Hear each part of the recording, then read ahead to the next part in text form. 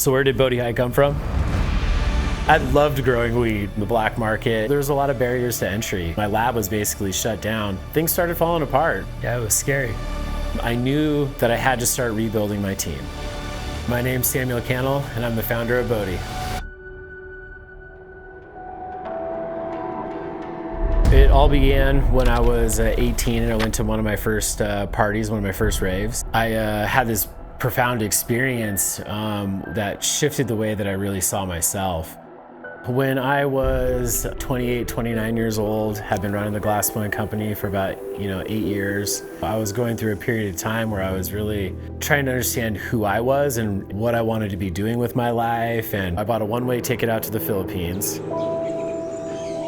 Really didn't know what the heck I was doing, but didn't have a hotel room, didn't have anything planned out at all. Really didn't know what the heck I was doing. Volunteer work, and when I had come back from the Philippines, the medical cannabis industry was really starting to boom. I traveled down to California to go visit some of my friends down there. They had a bunch of greenhouses full of weed, and so I decided to start growing weed again. I wanted to run a legitimate business. There was a lot of barriers to entry. It was hard to find buildings to rent. Couldn't find lawyers, CPAs, couldn't get bank loans, hard money to get into the business. I had a lot to learn as a young entrepreneur. I was hanging out with some buddies one night. We all kind of made a pact that we would do 30 days sober. Got to the end of my 30 days and was like, man, I'm just feeling great. I'm gonna keep going. I would go to 90 days and do 90 days sober. After about being 6 weeks sober is when I actually came up with the Bodhi brand. Everything in my life started moving forward much quicker. I think 1.6 million in sales in the first year of business. The company was really on an amazing growth trajectory, and then we ran into a regulatory issue with our extraction lab.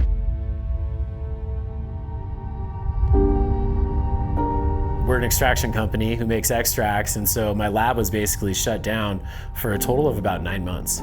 In 2019, what we like to call is VapeGate. There was groups of people out there selling vape pens in the illicit market that had what later to be what we found out vitamin E acetate in it. The governor came in and said, we're gonna shut down all flavored vapes. We don't wanna sell vape pens anymore. And pretty much overnight, shut down one of the bigger markets with an I-502. Through that process, we were named in the first class action lawsuit in cannabis.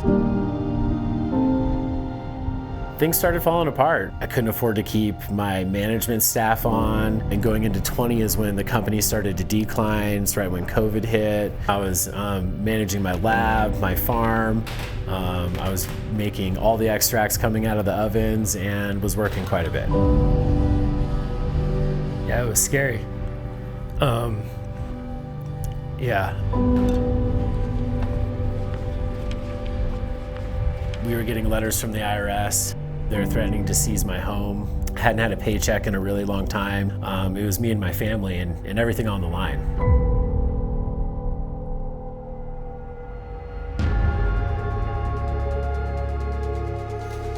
We hit our rock bottom. I was very driven to not fail. I knew that I had to start rebuilding my team. We did a branding and packaging update. We brought our topicals back into the market, and things started picking up again. It's still pretty bleak though. I'm like under a pile of debt. The truth is I hadn't paid my rent. I hadn't paid my power bill in like 8 or 9 months. Sales were starting to rise, but I just wasn't quite seeing the traction that I was needing to really turn the company around. My dad, my family, my close friends are saying, dude, you need to throw in the towel. Like, you're still not making it. You're going into more and more debt every single month. You need to throw in the towel. If I don't hit $150,000 in sales next month, I'll do it. I'll quit. This was in October. We hit the 150K in sales. We had a breakthrough in sales, and it kicked all my budgets on, and everything started, to really, really turn around. In the last year, we've been continuing to build up our team, and through that process, I found myself really reevaluating my value system and doing a little self-dive into where I want to go. What do we want to do with the company? Who is Bodhi? and what is it going to look like for the next 10 years, the next 20 years, which has led us into doing a full refresh of the brand. Coming full circle now back to where the company is stabilized again, and we can start to give back to our staff members at a greater level, as well as doing more community outreach. It's got me extremely reinvigorated with my personal mission and what we want to do with Bodhi High. Bodhi is so much more than a cannabis company. We're a community of people that wants to make an impact, and we believe that we can do it through how we impact people's lives here, to then making a greater impact on the community around us.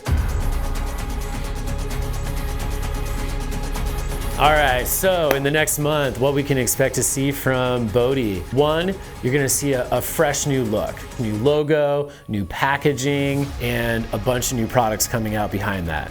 The first of which is gonna be our new all-in-one vaporizer. Something that is extremely important to Bodhi and all of our members here is our legacy. Coming from the black market, before legalization happened, and so the culture, the cannabis culture is really important to us. Maintaining our roots and who we are as we move forward is one of our main missions, is to honor this culture and the plant and all the people that have gone to jail and have been freedom fighters to be able to make this plant available for everybody in the community. As we move forward, although you're going to see a new look, the culture and values of who we are only getting stronger, and we're only rooting into who we are as members of the cannabis community at an even deeper level.